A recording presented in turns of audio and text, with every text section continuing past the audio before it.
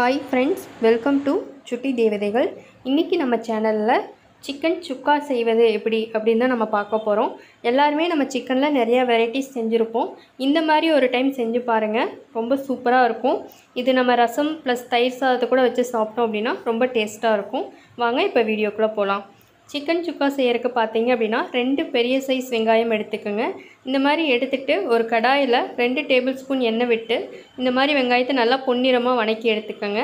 அதுக்கப்புறம் ஒரு 1.5 table spoon இஞ்சி பூண்டு பேஸ்ட்டு விழுது எடுத்துக்கோங்க. நீங்கள் தனியாக எடுக்கிறீங்க அப்படின்னா ஒரு 4 பல் பூண்டு ஒரு பெரிய துண்டளவு எடுத்து நல்லா அரைச்சி எடுத்துக்கோங்க. அரைச்சி எடுத்துகிட்டு இந்த மாதிரி நல்லா எண்ணெய் பிரிஞ்சு வர அளவுக்கு நீங்கள் வதக்கி எடுக்கணும். அதுக்கப்புறம் இதுக்குள்ளே மசாலா ஐட்டம்ஸ் நம்ம சேர்க்க போகிறோம். இப்போது 1/2 டேபிள் ஸ்பூன் மஞ்சள் தூள், 1.5 டேபிள் ஸ்பூன் மிளகாய்த்தூள். மிளகாய்த்தூள் உங்கள் காரத்துக்கு ஏற்ப கூட்டவோ குறைக்கவோ பண்ணிக்கலாம். அதுக்கடுத்து பார்த்தீங்க அப்படின்னா மல்லித்தூள் 2 டேபிள் ஸ்பூன், கரம் மசாலாத்தூள் 1.5 டேபிள் ஸ்பூன். இது எல்லாம் சேர்த்து நல்லா வதக்கி எடுத்துக்கோங்க. நீங்கள் எவ்வளோக்கு எவ்வளோ ரா ஸ்மெல்லில் வதக்கி எடுக்கிறீங்களோ அந்த அளவுக்கு நம்மளுக்கு கிரேவி டேஸ்ட்டாக இருக்கும். இது எல்லாமே நீங்கள் ஸ்லோ ஃப்ளேமில் வச்சு தான் பண்ணணும். இல்லை அப்படின்னா இந்த மசாலா ஐட்டம்ஸ் எல்லாமே கறியிரும். அப்போ டேஸ்ட்டே உங்களுக்கு டிஃபர் ஆயிரும். அதுக்கப்புறம் 2 பச்சை மிளகாய்.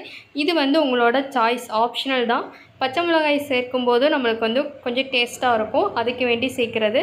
மிளகாய் பிடிக்காதவங்க நீங்கள் அது சேர்க்க வேண்டாம். இது எல்லாம் சேர்த்து வதக்கி எடுத்துகிட்டு அதுக்கப்புறம் ஒரு சின்ன சைஸ் தக்காளி இதில் சேர்க்கணும்.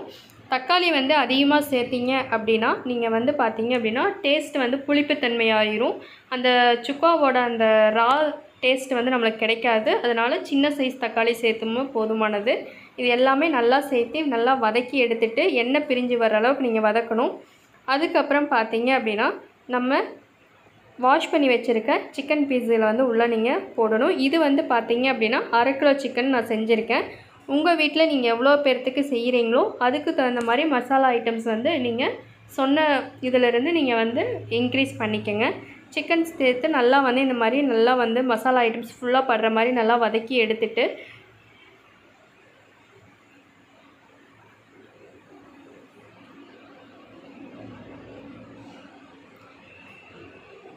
இது சிக்கன் பார்த்தீங்க அப்படின்னா எந்த அளவுக்கு நம்ம வதக்குறோமோ எண்ணெய் பிரிஞ்சு வர்ற அளவுக்கு அந்த அளவுக்கு நம்மளுக்கு டேஸ்ட்டாக இருக்கும். தண்ணி ஊற்றாமல் வதக்கி எடுக்கணும். அப்போ தான் இந்த மசாலா ஐட்டம்ஸ் எல்லாமே பார்த்தீங்க அப்படின்னா சிக்கனில் உங்களுக்கு ஆட் ஆகும். அதுக்கப்புறம் உப்பு நம்மளுக்கு தேவையான அளவு போட்டு நல்லா வதக்கி எடுத்துக்கோங்க. இது ஒரு 2 நிமிஷம் நீங்கள் மூடி வச்சிங்க அப்படின்னா சிக்கனில் இருக்க தண்ணி எல்லாமே பிரிஞ்சு வரும் நம்மளுக்கு. அதுவே போதுமானதாக இருக்கும். நம்ம எக்ஸ்ட்ரா தண்ணி தேவைப்பட்டால் நம்ம ஊற்றிக்கலாம். இல்லை அப்படிங்கிற பட்சத்தில் நம்மளுக்கு இதுவே போதுமானதாக இருக்கும். ஏன்னா சிக்கன் வேகணும் இல்லையா, அதுக்காக மூடி வைக்கணும். ஒரு 5 to 10 மினிட்ஸ் நீங்கள் மூடி வைங்க. மூடி வச்சதுக்கப்புறம் எடுத்து பார்த்தீங்க அப்படின்ற இந்த மாதிரி தண்ணி விட்டு வந்திருக்கும்.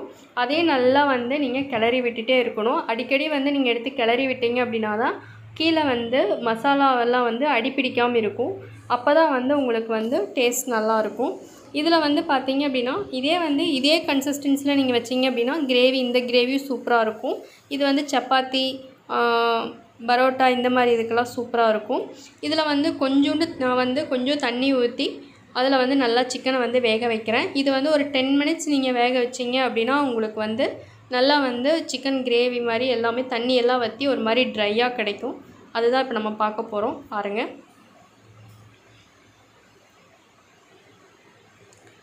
இந்த சிக்கன் சுக்கா பார்த்தீங்க அப்படின்னா எவ்வளோ ட்ரையாக வந்திருக்குன்னு பாருங்கள். இது பார்த்தீங்க அப்படின்னா நம்மளுக்கு மெயினாக ஒரு ரசம் வச்சு ஒரு ஒயிட் ரைஸ் கூட சாப்பிட்டோம் அப்படின்னா சூப்பர் காம்பினேஷனாக இருக்கும். இது கேரளா சைடு அதிகமாக செய்வாங்க. இந்த மாதிரி நம்ம ஊர் சைடில் பார்த்தீங்க அப்படின்னா கிரேவி அந்த மாதிரி தான் இது பண்ணுவாங்க. நீங்கள் இந்த மாதிரி ட்ரை பண்ணி பாருங்கள். அதுக்கப்புறம் பார்த்தீங்க அப்படின்னா கருவேப்பிலை, கொத்தமல்லி தழை இங்கே போட்டு ஒரு டைம் நல்லா ஒரு 2 மினிட்ஸ் நல்லா கிளறி விட்டுட்டு அவ்வளோதான், ஸ்டவ் ஆஃப் பண்ணிடலாம். நம்மளுக்கு சூப்பரான சிக்கன் சுக்கா ரெடி ஆயிரும். பாருங்கள் எவ்வளோ யம்மியாக இருக்குதுன்னு பார்க்குறக்கே. இதே மாதிரி உங்களுக்கு வேணும், இந்த மாதிரி ரெசிபீஸ் நிறையா வேணும் அப்படின்னா கீழே கமெண்ட் பண்ணுங்கள்.